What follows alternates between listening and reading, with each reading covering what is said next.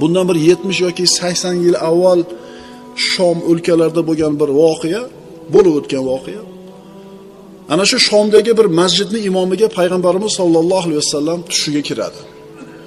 Tushiga kirib aytadiki, falonchiga borib ayt, u o'sha falonchi jannatda mening hamrohim bo'ladi, do'stim bo'ladi dedi.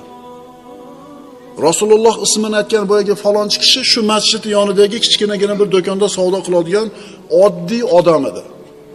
Bu haligi avf qilish, kechirib qo'yish, aybini yopib qo'yishlik masalasiga taalluqli bir amaliy misol. Imom Rasululloh tushida aytgan boyagi kishini uyini topib bordi, eshigini qoqdi. Haligi odam chiqdi. Birodar dedi, menda sizga Rasulullohdan bir bashorat bor dedi. Shu asrimizda bo'layotgan narsa. Faqat Robbiz bilan sizni o'rtangizda qanaqa sir bor edi? Shu sirni aytsiz, men sizga bashorat aytaman. Boyagi kishi imomdan uni sirini fosh qilmaslik va'dasini olib, voqeani aytib berdi. Vallohi bir ayolga uylangandim. Oradan 5 oy o'tib tug'adigan bo'lib qoldi. Ya'ni bu ayol menga kelguncha oyog'i toyilib, fahshga yo'l qo'ygan edi. 5 oyda tug'adigan bo'lib qoldi. Mana endi uni sharmandasini chiqarib taloq qilishim mumkin edi. Ammo Alloh taolo uni meni qo'lim bilan isloh qilishini xohladim. Chunki haqiqiy tavba qilganini tushungan edim dedi. Doyani olib keldim. Bola tug'ildi.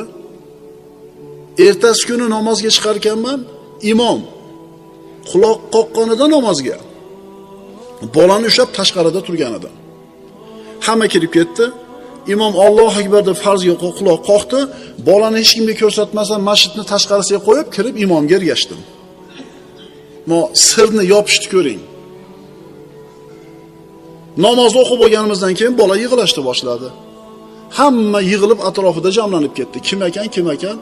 Men ham hech narsani bilmagandek bordim. Nima ekan bu deb so'rasam, qara, birov bolani tashlab ketib shu yerga dedi. Menga beringlar shuni dedi. Menga beringlar, men boqib olamiz buni dedi. Ko'tarib olib borib, onasini qo'liga topshirdi. Qo'ni-qo'shnilarning oldida boqib olingan bola bo'lib qoldi. Mana shu qilgan ishi uchun, mana shu aybini yopib qo'yganligi uchun, sharmanda qilmasdan avf qilib qo'yganligi uchun Rasululloh tushiga kirib, falonchiga ayt, jannatdagi mening rafiqim bo'ladi dedi. Bu sahoba emas, bu tobiin emas, bu siz bilan biz yashagan asrdagi oddiy bir odam ishi. Demak, Rasulullohning hamrohi bo'lishlikka sabab bo'lyapti. Bir odamni avf qilib qo'yishlik.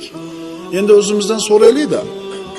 Biron marta bir odamni agar biz aytsak, fosh qilsak, sharmanda bo'lib qoladigan bir aybini, sirini bilib turib yopib qo'yganmizmi? Agar bo'lsa, mana shu ishimizdan umid qilaylik. Shoyat Alloh shu tufayli